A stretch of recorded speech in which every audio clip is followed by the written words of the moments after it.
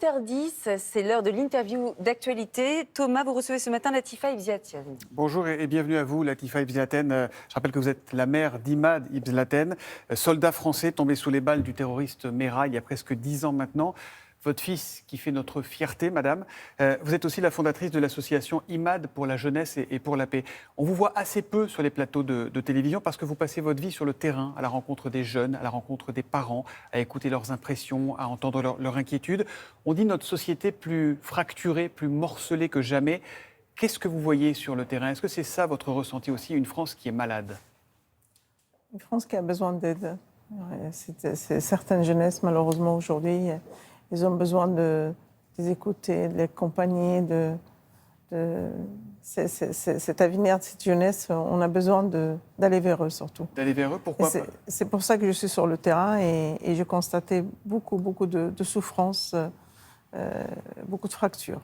Beaucoup de fractures. Votre fils est tombé sous les balles d'un terroriste islamiste, on le sait. Est-ce qu'aujourd'hui, vous trouvez qu'on parle trop de ces sujets, qu'on parle trop d'islamisme, qu'on est trop en boucle là-dessus? Oui, c'est dommage, parce qu'on parle beaucoup sur le nom de l'islam sans arrêt. C'est un polémique en France que ça fait le journal du monde. Je ne comprends pas pourquoi. Pourtant, c'est des jeunes, comme toutes les jeunes, que ce soit de maghrébines ou français de souche, comme vous dites, ça ne change rien. Mais il faut donner la chance à cette jeunesse. Il faut donner la chance. Comment on leur donne la chance? Comment il faut faire? Il faut aller vers eux. Ils ont besoin.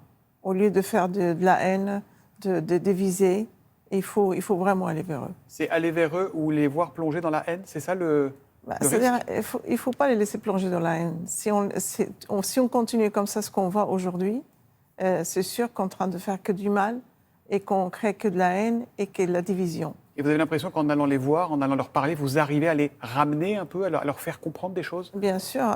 Aujourd'hui, vous savez ce que j'ai envie de faire, ce que je demande de faire et demande de l'aide, c'est de créer un centre d'intégration. Créer un centre d'intégration. Un centre d'intégration pour intégrer les parents, certains parents qui ont besoin d'être intégrés et leurs enfants. Parce que c'est ce qu'il y a besoin aujourd'hui. Parce que si on laisse ces jeunes ou ces familles dans les quartiers fermés, on ne pourra jamais avancer. Ça, vous demandez au ministre de l'Intérieur, c'est ça, la création J'ai été voir la ministre, Mme Marot, cette semaine, et j'ai posé cette question. J'ai dit, j'ai besoin d'aide pour créer un centre, pour tendre la main, parce que maintenant, j'ai compris l'absus de problèmes de la France, le problème de ces familles des origines, soi-disant maghrébins, et qu'on est français, parce que je suis fière de l'être.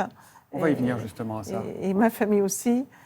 On va y venir parce qu'il y en a un qui ne se lasse pas de parler d'islamisme et de parler de ses origines françaises ou pas, c'est Éric Zemmour. Je vais vous lire un extrait de son dernier livre, madame. La famille de Mohamed Merah a demandé à l'enterrer sur la terre de ses ancêtres en Algérie. On a su que les enfants juifs assassinés seraient eux aussi enterrés en Israël. Les anthropologues, écrit Zemmour, nous ont enseigné qu'on était du pays où on est enterré. Assassins ou innocents, bourreaux ou victimes, ennemis ou amis, ils voulaient bien vivre en France, mais pour ce qui est de laisser leurs os, ils ne choisissaient surtout pas la France, étrangers avant tout et voulant le rester par-delà la mort. Qu'est-ce que ça vous inspire, ça?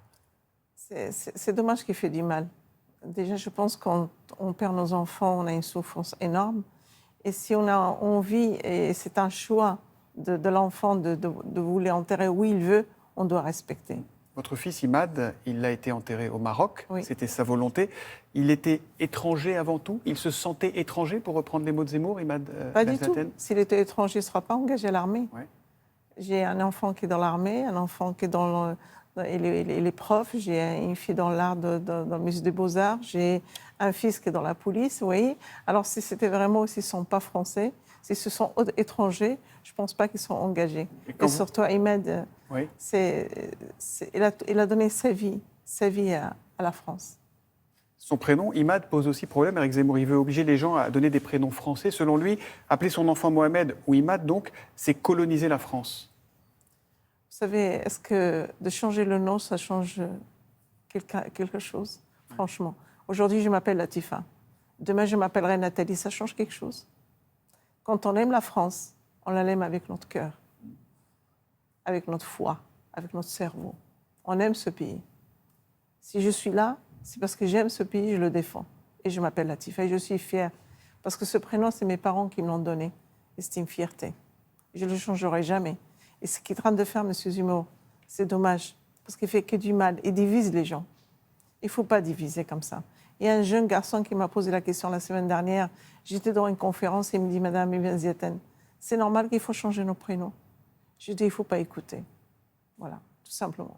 Qu'est-ce que vous lui diriez à Éric Zemmour s'il était en face de vous aujourd'hui? Arrêtez de diviser les gens. Ce n'est pas bien ce qu'il fait pour la France. Parce que la France, c'est un bon pays. Un pays d'accueil, un pays de tolérance, un pays de droit, un pays de liberté. Et là, ce qu'il est en train de faire, il est en train de fracturer. Il est en train de faire beaucoup de mal. Il faut qu'il arrête.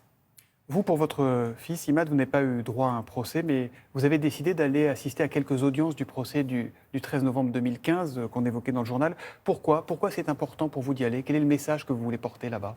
C'est important pour moi parce que moi, celui qui a assassiné mon fils, il n'était pas jugé. Il n'était pas dans cette box. Et moi, j'ai envie d'y aller. D'abord, pour voir cette personne dans le box et de soutenir la famille. Parce que c'est dur. Je sais de quoi je suis passée. Et je souffre toujours. Vous savez, quand on perd un fils de 30 ans, la plaie ne se fermera jamais. Et je pense à ces familles et je voudrais voir ce bourreau en face de moi. Qu'est-ce qui vous donne autant de force, Latifa Ibn Ziaten? C'est mon fils. C'est mon fils qui me donne cette force de continuer. Il est mort debout, monsieur. Il a refusé de se mettre à genoux. Et j'aime la France. Et je ne tourne pas le dos. Je ferai n'importe quoi pour aider ce pays qui m'a accueilli et qui m'a donné la chance de réussir, moi et ma famille. C'est votre façon de continuer ce qu'il faisait lui en étant militaire. Vous, c'est en allant voir les gens, en essayant d'aider ce pays que vous aimez, qui est le vôtre? Tout à fait. Lui, son travail, c'était militaire. Il entraînait les jeunes et il préparait les parachutes. Et moi, aujourd'hui, de préparer ces jeunes, d'aimer la France, de s'intégrer, d'avancer, de garder l'espoir, aimer son pays où ils sont nés.